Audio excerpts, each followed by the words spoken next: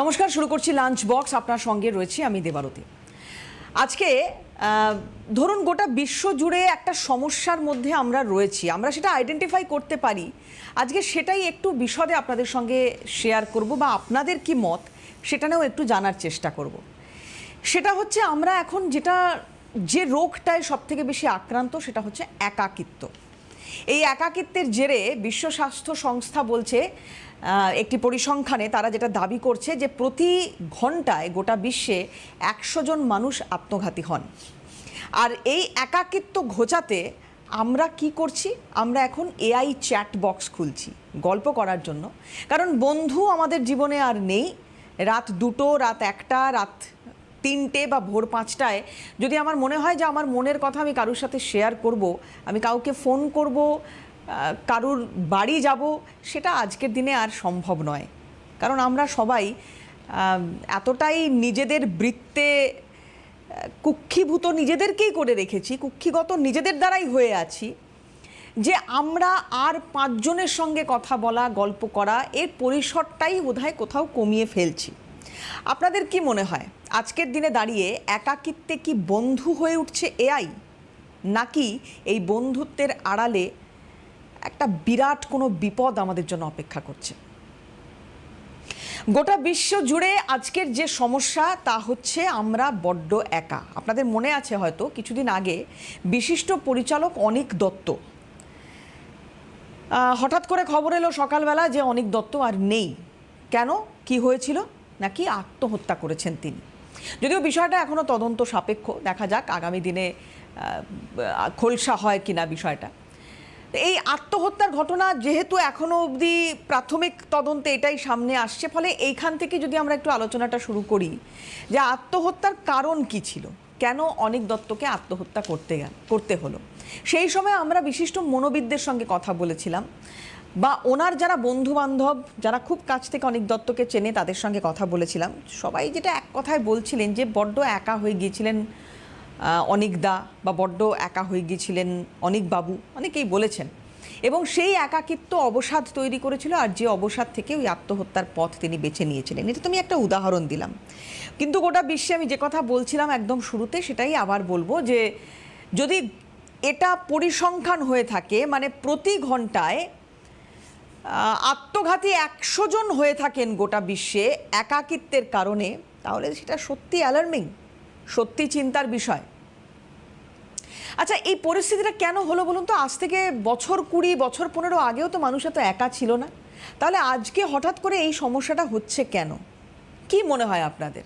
আপনাদের মত আমাদের সঙ্গে শেয়ার করতে পারেন। আপনারা যদি এই রকম কেউ ফিল করছেন যে আপনারা বড্ড একা, আপনাদের কথা বলার কোনো সঙ্গী নেই, তাহলে আমাদেরকে ফোন করুন, আপনাদের মনের কথা বলুন, আমরা শুনবো কেন এই সমস্যাটা হচ্ছে। কারণ আমার যেটা পার্সোনাল অ্যাসেসমেন্টের জায়গা, আমি বলতে পারি, আপনাদের দ্বিমত থাকলে আপনারা বলতেই পারেন। আমরা না সবাই বিভিন্ন ক্ষেত্রে প্রতিযোগিতার ইঁদুর দৌড়ে সামিল হয়েছি, এবং এটা একবিংশ শতাব্দীর সমস্যা নয়। হয়তো এটার বীজ বপন হয়েছিল আরও বেশ কিছু বছর আগে, আর সেখান থেকেই এই দৌড়টা শুরু হয়েছিল। এটা যদি জার্নি হতো তাহলে একরকম, কিন্তু এখানে শুধুমাত্র রান, আর এই রান বা এই দৌড় প্রতিযোগিতায় অংশগ্রহণ করতে গিয়ে, আমাদের অ্যাচিভ করতে গিয়ে, আমাদের সব কিছু পেতে গিয়ে আমরা অনেক কিছু হারাচ্ছি। আর এই হারানোর মধ্যে সবথেকে গুরুত্বপূর্ণ যেটা, সেটা হচ্ছে সম্পর্ক। একটা বড় পরিবার বলতে আমরা যা বুঝি, একান্নবর্তী পরিবার বলতে আমরা যা বুঝি বা বুঝতাম, সেই কনসেপ্ট কি আজকে আর আছে? এই একান্নবর্তী পরিবার থাকার সুবিধে কিছু আছে, অসুবিধেও ডেফিনেটলি আছে, কিন্তু সুবিধের ভাগটা বেশি ছিল। আজকের দিনে দাঁড়িয়ে ওই ছোট ছোট নিউক্লিয়ার ফ্যামিলিগুলো, যেখানে মা মোবাইলে ব্যস্ত, বাবা মোবাইলে ব্যস্ত, ছেলে মোবাইলে ব্যস্ত, মেয়ে মোবাইলে ব্যস্ত, যদি খাবার টেবিলে কথা বলার কোনো অপশানও থাকতো তাহলেও হয়তো সেখানে কথা ফুরিয়ে যেত। আর এখন তো অপশানই নেই, একসঙ্গে তো আমরা কেউ নেই। আপনারাও কি এই সমস্যাটাকে আইডেন্টিফাই করতে পারছেন? এআই যদি বন্ধু হয়ে যায়, সবসময় যদি চ্যাট করে এআই এর সাথে কথা বলতে হয় যে আমার মন খারাপ, আমার ভালো লাগছে না, তুমি এখন কি করছো, এগুলোই তো চলছে। বিশেষ করে এই যে কিছুদিন আগে আমরা জেন জি নিয়ে অনুষ্ঠান করছিলাম, এরপরে জেন আলফা, জেন বিটা, কি করবে তারা? একা বাঁচবে এইভাবে? একজন দর্শক বন্ধু রয়েছেন, কথা বলি। নমস্কার, কে বলছেন? নমস্কার, শুভ দ্বীপ্রহর। আমি হুগলি সিঙ্গুর থেকে শ্রীমতী সুমা সিংহ বলছি। বলুন। আমরা ক্রমশ একাকিত্বই ফিল করছি, কারণ যদি 51টি পরিবার থাকে সেখানে কারণটা হচ্ছে কি, এখন আন্তরিকতা মানবিকতা জিনিসটা চলে যাচ্ছে, আস্তে আস্তে মানুষ স্বার্থের দিকে এগিয়ে যাচ্ছে, যার জন্য 51টি পরিবারও ভাঙছে। আমরা নিজেদের ত্রুটির জন্য আমরা নিজেরা একাকিত্ব ফিল করছি। আমরা যদি সবাইকে নিয়ে বাঁচার চিন্তা করতাম তাহলে একাকিত্ব হতাম না। ধরুন আমার সংবিধান শ্বশুরবাড়িতে অনেক বড় 51টি পরিবার, কিন্তু যার যার নিজস্ব আলাদা করতে তাদের ব্যবহার মানবিকতা স্বাভাবিক হয়। এবং আমার ফ্যামিলিতে 3 জন, আমার মেয়ে, স্বামী, স্বামী হয়তো পড়াশোনা নিয়ে ব্যস্ত থাকে, স্বামী অফিস থাকে, মানে ব্যস্ত না থেকে যে বলে না বিজি ফর নাথিং, মানে এমন একটা ব্যাপার থাকে যে একসাথে বসে কথা বলার মতন কোনো ইয়ে থাকে, কোনো বাধ্য হয়ে বাইরে গিয়ে কথা বলতে, ওই জন্যই একাকিত্ব ক্রমশ বাড়ছে। মানে এমন পরিস্থিতি আসছে সবাই মিলে থেকে থাকার মতন মানসিকতা মানুষের মধ্যে আর থাকছে না। সবাই থেকেও মানুষ নিজেকে একা মনে করছে, মানে সবাই মিলে থাকার মতন মানসিকতা নেই, সবাই একা ইচ্ছে করে নিজের দেশে থাকছে, কিন্তু অথচ বলছে আমি ভীষণ একা, অন্য লোকের সাথে আমাকে শেয়ার করতে হবে, বাইরের লোকের সাথে শেয়ার করতে হবে। এই জিনিসটার মোটেও খুব একটা মানে ভালো লাগে না। ক্রমশ পরিবেশ আরো জটিল হবে, পরিস্থিতি আরো জটিল, আগামী দিনে কি হবে এইটাই মানে একদমই। অনেক ধন্যবাদ আপনাকে ফোন করার জন্য, অনেক ধন্যবাদ। দেখুন, মোটামুটি আমরা ছোটবেলা থেকেই, মানে আমার জেনারেশনের যারা এই মুহূর্তে রয়েছেন, আমরা মোটামুটি এটা রিলেট করতে পারি। একটা রচনা আমাদের কমন ছিল, সেটা হচ্ছে বিজ্ঞান আশীর্বাদ না অভিশাপ। সবাই মোটামুটি ধরুন করেছি বা লিখেওছি এগুলো নিয়ে। সেই সময় আমাদেরকে দেখানো হয়েছে, বোঝানো হয়েছে, এবং আমরা নিজেরাও হয়তো ফিল করেছি যে এই বিজ্ঞানের দুটো দিক আছে। ডেফিনেটলি অভিশাপ এবং আশীর্বাদ দুটো নিয়েই আমরা চলেছি, দুটো নিয়েই আমরা এগিয়েছি। কিন্তু যত দিন যাচ্ছে কোনো একটার বোধহয় পাল্লা ভারী হচ্ছে। সেটা কি অভিশাপ নয়? আমি কোয়েশ্চেন মার্ক রাখছি আপনাদের মতের জন্য। কেন বলছি বলুন তো? কারণ আজকে আমার বাড়িতে যদি কোনো বিপদ হয়, আমি কি এআইকে ডাকবো? আমার বয়োজ্যেষ্ঠ বাড়িতে যিনি রয়েছেন, তার যদি রাত 2টোর সময় হার্ট অ্যাটাকের মতো কোনো সমস্যা হলো বা কোনো রকম কোনো শরীর খারাপ হলো, আমি কি চ্যাট করে এআইকে বলবো যে ভাই তুই আমার বাড়িতে আয়, আমার বাবা মা বয়স্ক যারা রয়েছেন তাদের শরীর খারাপ, তাকে নিয়ে হাসপাতালে যেতে হবে?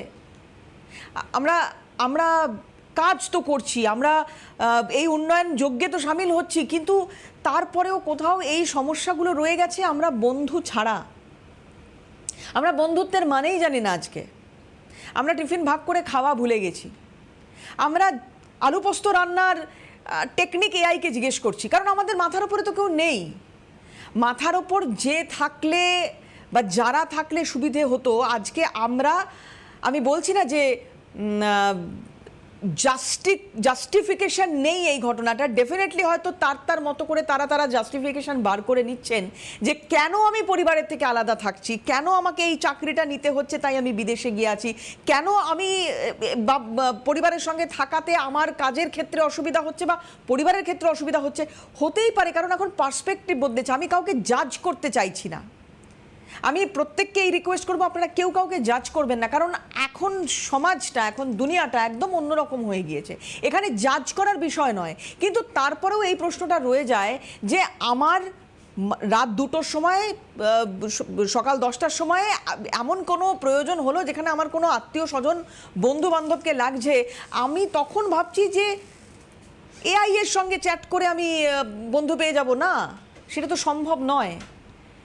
আমি রান্নার রেসিপি ম্যাক্সিমাম এআইকে জিজ্ঞাসা করতে পারি, যেহেতু আমার সঙ্গে কোনো বয়োজ্যেষ্ঠ কেউ থাকেন না, আমি জানি না কিভাবে রান্না করতে হয়, সেটা অপরাধ নয়।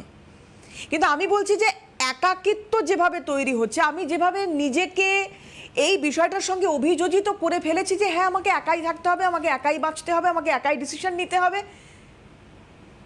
এই জায়গাটা তৈরি হলো কেন? এই জায়গাটা কি আমরাই তৈরি করলাম? এই জায়গাটা কি আরও পোক্ত হচ্ছে আগামী দিনের জন্য?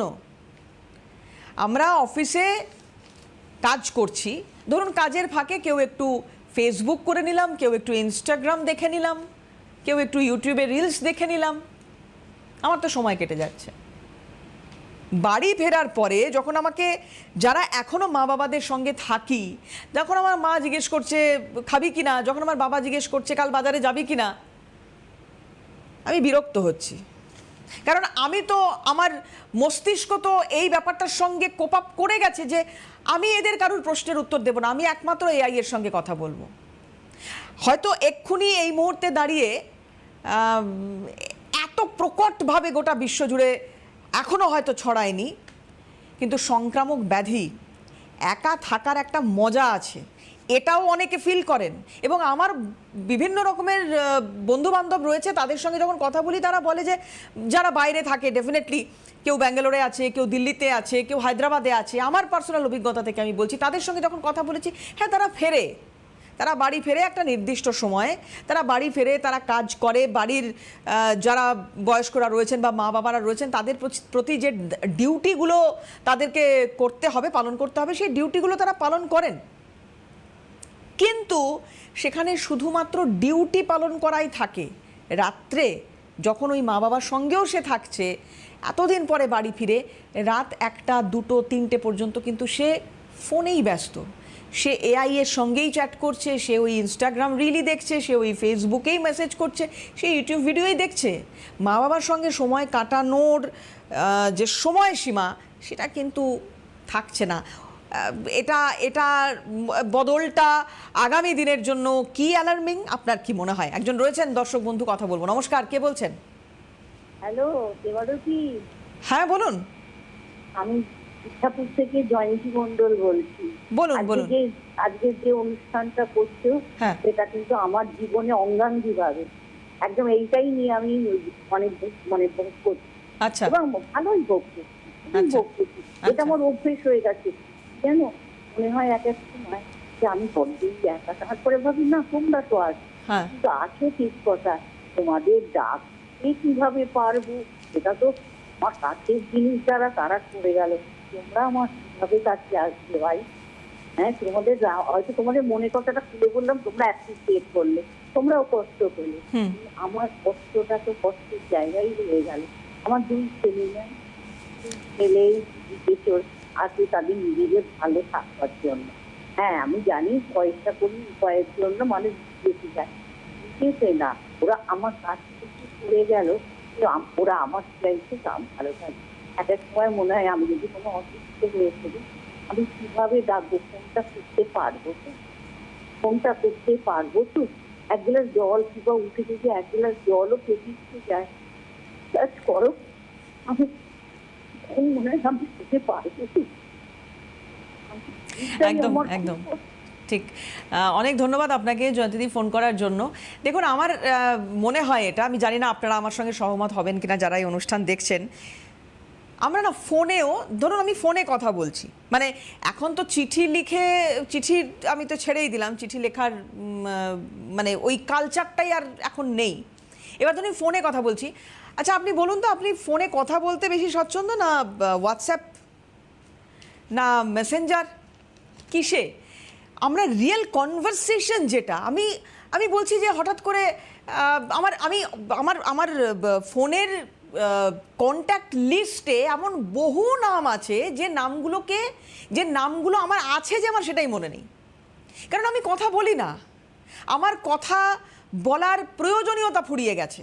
আমি কি কথা বলবো? আমি ফোন করে বহু পুরনো কোনো বন্ধুকে যদি ফোন করছি, ফোন করে চুপ করে থাকি, মানে কি বলবো, আমার তো কথা নেই। আমি তো আমার তো তার জীবনে অনেক পরিবর্তন ঘটে গেছে, আমার জীবনে অনেক পরিবর্তন ঘটে গেছে, না সে আমাকে ফোন করেছে না আমি তাকে ফোন করেছি। হঠাৎ একদিন মনে হলো আচ্ছা ফোন করি তো, অমুক জায়গায় তো থাকতো, এখন দেখি তো ওর ওই আর নাম্বারটা আছে কিনা, দেখলাম হ্যাঁ নাম্বারটাও আছে, রিংও হচ্ছে, ফোনও তুললো, হ্যালো বলার পরে আমি চুপ, সেও চুপ, কারণ আমাদের কিছু কথা নেই। কিন্তু যদি এই বন্ধুর সঙ্গে আমি হোয়াটসঅ্যাপ করতাম, আমি আমার কথা বলছি, আমি জানি না আপনারা কিভাবে রিয়াক্ট করবেন এটাতে, আমি হোয়াটসঅ্যাপে তার সঙ্গে বেশি স্বচ্ছন্দ হতাম। আরেকজন রয়েছেন দর্শক বন্ধু, নমস্কার, কে বলছেন? হ্যালো। হ্যাঁ বলুন। হ্যালো, শুনতে পাচ্ছি, বলুন বলুন। হ্যাঁ বলছি যে এই যে আপনারা আজকে টপিকটা রেখেছেন খুব ভালো লাগলো, নমস্কার। নমস্কার।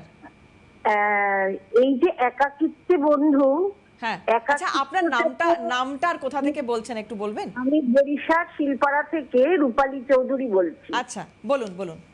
হ্যাঁ, খুব ভালো টপিকটা, কিন্তু এখন একাকিত্ব তো মানুষকে মানে একেবারে আমরা যারা বয়স্ক 62 ইয়ার্স ওল্ড, একাকিত্ব কারণ আমাদের এটা হয়ে আসছে অনেক দিন থেকে।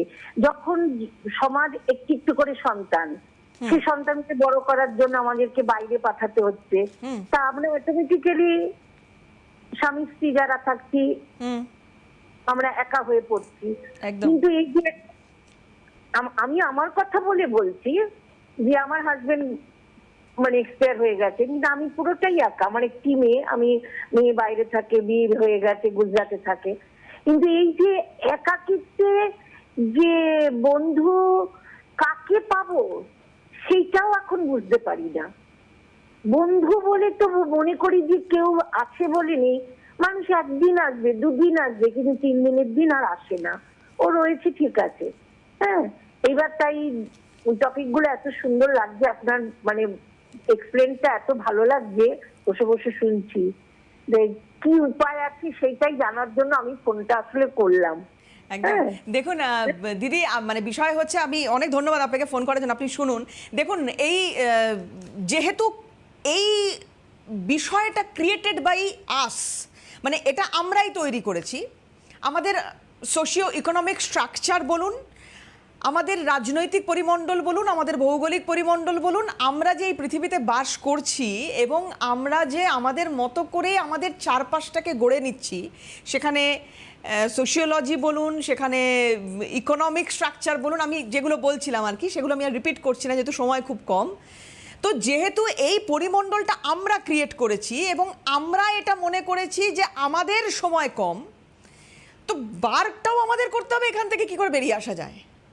আমাদের নিয়ম করে, যেমন আমরা সুগার প্রেশারের ওষুধ খেলে শরীর খারাপ হয়, যদি মিস করে যাই শরীর খারাপ হয়, তেমনই আমাদের উইকেন্ড হোক, অন্তত 3টে বন্ধু যারা আমার খুব ক্লোজ, আমরা যদি নিয়ম করে আমরা মনে করি যে আমরা অমুক দিন বা মাসে, সপ্তাহে হলে খুব ভালো, না হলে মাসে অমুক দিন আমরা একসাথে বসবই, ফোনগুলোকে লকারে তুলে রেখে বন্ধ করে দেখি একটা গেম খেলার মতো। হতে পারে যে সাকসেসফুল হলাম না, আমার 2 মিনিট পরে ফোনটা প্রয়োজন হলো, হতেই পারে, তাহলে আমি বাদ খেলা থেকে, আমি আউট, বাকি দুজন গল্প করবে। দেখা যাক এইভাবে বাড়াতে পারি কিনা আমাদের কথা বলার যে পরিসরটা কমে গেছে সেটাকে আরও খানিকটা বড় করা যায় কিনা, কিন্তু আমাদের করতে হবে ওষুধ খাওয়ার মতো করে, না হলে আমরা কথা বলা ভুলে যাব। এই যে আমি হোয়াটসঅ্যাপ বা বিশেষ করে টেলিগ্রাম বা এই ধরনের যে মেসেজিং অ্যাপগুলো রয়েছে, আমি সেগুলোর কথা বলছি। ধরুন ওখানে কিছু ইমোজি ক্রিয়েট করে রাখা আছে, তো কি খবর, কেমন আছো, হোয়াটসঅ্যাপ ইত্যাদি ইত্যাদি, তো এগুলোর বোঝানোর জন্য ইমোজি আছে। আমরা খুব সহজে ওই ইমোজিগুলোকে ব্যবহার করছি, সেটা না করে আমরা ওইটুকু কথা বলি। আমরা হঠাৎ করে রাতে 10টা 11টা 12টার সময় একজন কাউকে ফোন করে বলি, যাকে আমি বহু বছর ফোন করি না, তাকে ফোন করে বলি, কিরে কি কেমন আছিস, কি খবর, কি চলছে তোর। আমার বন্ধু ছিল একটা সময়, এখনও আছে কিনা সেটা ঝালিয়ে নেওয়ার জন্য। আরেকজন রয়েছেন দর্শক বন্ধু, নমস্কার, কে বলছেন? হ্যাঁ নমস্কার, আমি সীমা অধিকারী বলছি আন্দামান থেকে। বলুন। হ্যাঁ, আপনি তো অনেক দূরে আছেন দেশের থেকে, বন্ধু আছে আপনার? না, আমার কোনো বন্ধু টন্ধু নেই, প্লাস আমি আমার ছেলের জন্য জিজ্ঞাসা করব। আচ্ছা।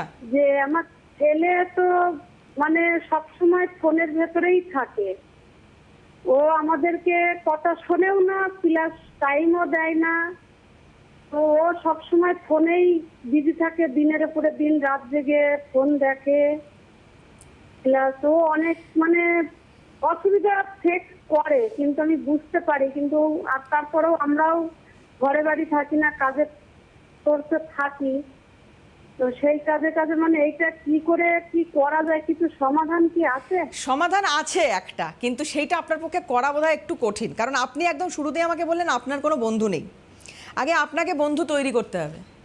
আপনাকে দেখে আপনার ছেলে শিখবে যে মায়ের যদি বন্ধু থাকে তাহলে আমারও বন্ধু করা সম্ভব। আর যদি সেটাও না থাকে সীমাদি, তাহলে আপনি যেটা করতে পারেন সেটা হচ্ছে আপনি আপনার ছেলের বন্ধু হতে পারেন। তো ও যে ভাষায় কথা বলে, যদি আপনার ছেলে জেনজির হয় তাহলে ওই ডলুলু ইজ দ্য অনলি সলুলু আপনাকে শিখতে হবে, বন্ধু হতে হবে, ব্রেড ক্রাম্বলিং, বেঞ্চিং, এই সমস্ত শব্দগুলো আপনাকে শিখতে হবে। আপনি ছেলের বন্ধু হন না, মা ছেলে তো বন্ধু হয়, বন্ধু হন, বন্ধু হয়ে দেখুন, আপনাদের নিজেদের মধ্যে কথা বলুন, কথা বলে ও যে ফোনটা ইউজ করছে বা ও যা যা দেখছে, ও যে রিলগুলো দেখছে বা ও যাই করছে, সেটা আপনি জিজ্ঞেস করুন না, তুই এটা কি করছিস, আমাকে একটু বোঝা, আচ্ছা এটা কি হলো, আচ্ছা তুই যে এই রিলটা দেখলি এটার মানেটা কি। আপনি বন্ধুর মতো মিশুন, আপনি বন্ধুর জায়গাটায় আসুন। আপনারও তো বন্ধু নেই, তাহলে আপনারও বন্ধুর জায়গাটা পূরণ হলো, ওরও বন্ধুর জায়গাটা পূরণ হলো, এবং হয়তো সেক্ষেত্রে ও ওর জীবনের সমস্যাগুলো আপনার সাথে শেয়ার করতে পারবে। অনেক ধন্যবাদ আপনাকে সীমাদি ফোন করার জন্য, অনেক ধন্যবাদ। দেখুন, আন্দামান থেকে ফোন করেছেন, মানে এটা বোঝা যাচ্ছে, সীমাদির গলাটা শুনেও আমার খুব একটা হতাশাজনক লাগলো। বিষয়টা কিন্তু এত হতাশার নয়, আমরা নিজেরা ক্রিয়েট করেছি তো প্রবলেমগুলো, এগুলো আমরা সলভ করতে পারবো যদি আমি এই সমস্যা তৈরি করতে পারি। সমাধানও আমারই হাতে, একটু ভাবতে হবে শুধু যে কী করে করণীয়। 24 ঘন্টা অনেকটা সময়, যারা বলেন 24 ঘন্টার সময় খুব কম, আমি সেটা বিশ্বাস করি না। অনেক সময় অনেক কিছু করা যায়। আরেকজন রয়েছেন দর্শক বন্ধু, নমস্কার, কে বলছেন? টেলিভিশনের অডিওটা একটু মিউট করে ফোনে বলুন, আমি শুনতে পাবো, ফোনে বলুন।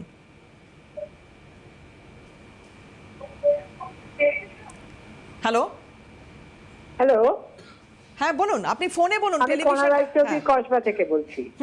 বলুন। হ্যাঁ, আমি এই আপনার এইগুলো সিটিভিএনটা আমি রোজ দেখি, প্রত্যেক দিন। হ্যাঁ। আমার একটাই কথা, যে দুটো দিক আছে আমাদের, যে একাকিত্ব, এটা দুটো দিক আছে। এক হচ্ছে আমাদের এখন ছেলেমেয়েরা নিউক্লিয়ার ফ্যামিলি হয়ে গেছে। আগে মামা জ্যাঠা কাকা জেঠি সব নিয়ে ছিল, তাদের একজন সময় দিতে পারতো না, একজন সময় দিত, কথা ঠিক ছিল। এখন নিউক্লিয়ার ফ্যামিলিতে কি হয়েছে, ছেলেদের এখন এত ছেলেমেয়েরা ইঁদুর দৌড় দৌড়চ্ছে যে তাদের কথা বলারও টাইম নেই, এসে বসে যে শুনবে কথা সে বলারও টাইম নেই। সেটা নিজেকে একটু অ্যাডজাস্ট করতে হবে, কিচ্ছু করার নেই। আমি সমস্ত সাইকোলজিস্টের সঙ্গে দেখি, আমি ওই প্রোগ্রামগুলোতে কিভাবে ভালো থাকা যায়, কাউকে দোষ দিয়ে লাভ নেই। আমি করি কি, ওই আমার যেমন বলে আর কি, যে আপনি বেরিয়ে যাবেন, যে গড়িয়াহাটে গেলাম, 4টে পাক দিয়ে একটু হয়তো হলুদ কিনলাম, একটু লঙ্কা কিনলাম, চলে এলাম। বা ধরুন আমার বন্ধু বান্ধব আত্মীয় স্বজন, তাদের রোজই প্রায়, আমি যে 4 মানুষ, দুবার একবার করে ফোন করে সবার খবর নিই। আমি হাঁটতে বেরিয়ে যাই, যে একটু দোকান দেখে আসি। আমি নিজে রান্না করি যাতে আমার টাইমটা আমি অ্যাডজাস্ট করতে পারি। আমার এই একাকিত্ব ভাবটা, আমি আমার কথা বলছি, একদম আছে না। আমি এই নিয়েই এত ব্যস্ত থাকি কাজের মধ্যে। কিন্তু এখন এই ছেলে মেয়েদের দোষ দিয়ে তো লাভ নেই, ওরা কি করবে, ওদের তো সংসার চালাতে গিয়ে হিমশিম খেয়ে যাচ্ছে। তো আমি যদি বলি আমায় সময় দাও, আমার কাছে বসো, সেটা তো সম্ভব নয়। এখনকার দিনে একদমই সম্ভব না। নিজেকে নিজে দেখতে হবে, নিজে সবকিছু করতে হবে, তার কোনো রাস্তা নেই। একদমই। অনেক ধন্যবাদ আপনাকে ফোন করার জন্য। আপনার মতো করে যদি সবাই নিজেদের জীবনে প্ল্যানিংটা করে নিতে পারে, তাহলে বোধহয় এই সমস্যাটা হবে না। আমি এখানে একটা কথা বলবো, এবং হয়তো এই কথাটা শোনার পরে অনেকে রেড়ে করে তেড়েও আসতে পারেন।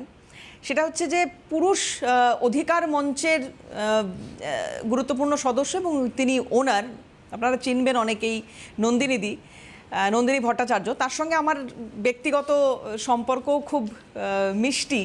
আমরা যখন কথা বলি একসাথে, তখন দিদির কিছু কথা আমার খুব অদ্ভুত লাগে, আমি একটু শেয়ার করি আপনাদের সঙ্গে। সেটা হচ্ছে যে নন্দিনীদির ভার্সন এরকম, যে বৃদ্ধাশ্রমে ক্ষতি নেই, বৃদ্ধাশ্রমে যান, কারণ আপনি বাড়িতে একা থাকার থেকে আপনার ছেলে মেয়ে বাইরে থাকার কারণে আপনাকে যদি বৃদ্ধাশ্রমে রাখে, তাহলে ক্ষতি কী? আপনার তো সেখানে সঠিক পরিচর্যা হচ্ছে, আপনি 10টা বন্ধু পাচ্ছেন, আপনি মনের কথা শেয়ার করতে পারছেন, আপনি কথা বলতে পারছেন। তো বৃদ্ধাশ্রমে তো ক্ষতি নেই। সবসময় নেগেটিভ একটা বিষয় এখানে রাখার বা প্রজেক্ট করার চেষ্টা হয়। বৃদ্ধাশ্রমে থাকুন। নন্দিনীদির বক্তব্য হচ্ছে আমিও বৃদ্ধাশ্রমে থাকবো শেষ বয়সে। যাই হোক, সেটা একটা মজার কথা হয়তো, কিন্তু আমরা একটু ভাবি যে বন্ধুর সংজ্ঞা কী।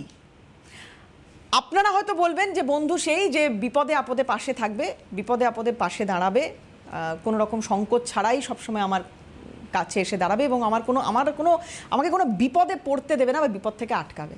আমার কাছে সংজ্ঞাটা একটু অন্যরকম। আমার কাছে বন্ধু সে যে আমাকে বিপদে পড়তে দেবে, যে দেখতে পাবে আমার সামনে একটা গর্ত খোঁড়া আছে এবং সে আমাকে কোনোভাবে অ্যালার্ট করবে না। আমি সেই গর্তে পড়বো, আমার গায়ে হাত পায়ে ছড়ে যাবে, আঘাত লাগবে, তারপর সে হাতটা বাড়িয়ে বলবে উঠে আয়, পরের বার এই ভুলটা করিস না। আমার কাছে বন্ধুর সংজ্ঞাটা এই রকম খানিকটা, যেটা এআই কোনো দিন করতে পারবে বলে আমি মনে করি না, আমি বিশ্বাস করি না। কিন্তু যাই হোক, ইঁদুর দৌড়ে যখন নেমে পড়েছি, তখন এই প্রতিযোগিতা আমাকে থাকতে হবে। কিন্তু কিভাবে ভালো থাকবো, সেটা আমার ওপর, আপনার ওপর। ভালো থাকবেন সবাই। আজকে এখানে শেষ করছি লাঞ্চ বক্স।